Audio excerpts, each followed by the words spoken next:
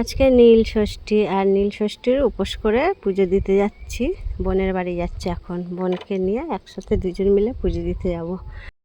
এই যে ওকে বললাম রেডি হয়ে গেছে, দুজন মিলে মাঠতে যাচ্ছে আর কি। রোদ্দুর ছাতাটাই নেওয়া হলো না। আর এই যে এই গাছে না প্রচুর আম হয়েছে। নীল ষষ্ঠীর দিন তো আম দিতে হয়, তা আমি আর আম নেওয়া হয়নি। তা ভাবলাম গাছ থেকে একটা আম পেড়ে নিই।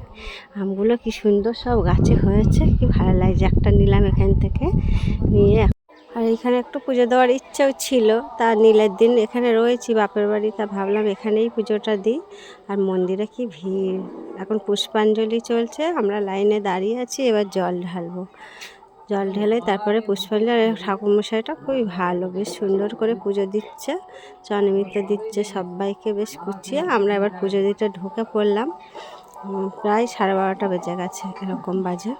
আমরা জল টল ঢাললে এবারে আমরা বসে আছি পুষ্পাঞ্জলির জন্য। নামগোত্র সব বলে দিলাম, পুষ্পাঞ্জলি দেওয়া হয়ে গেল। এবারে যে বাইরে আমরা একটু পুজো দিলাম, মনসা ঠাকুর যে মন্দির আছে সেখানে দিলাম।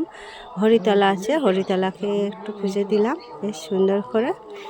আর এই মন্দিরটা বেশ আগে ছোট্ট ছিল আগে, এখন মন্দিরটা বেশ বড় করে করেছে। আর পয়লা বৈশাখের তো দিন বিরাট ধুমধাম করে পুজো হয়, হরিলুট হয়। এখানে যে যেমন মানত করে তার তেমন মানত পূরণ হয়।